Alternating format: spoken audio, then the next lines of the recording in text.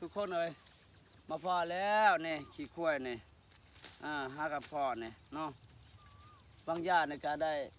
เลาะหาแถวเทิงแล้วก็ลงมาพี่จนว่ามาพอนี่เนาะเอาสีคุดอีกทุกคนเลย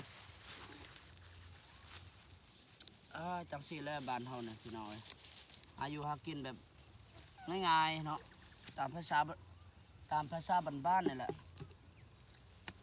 เปลี่ยนเมนูอีกมื้อนี่ เปลี่ยนเมนูทุกคน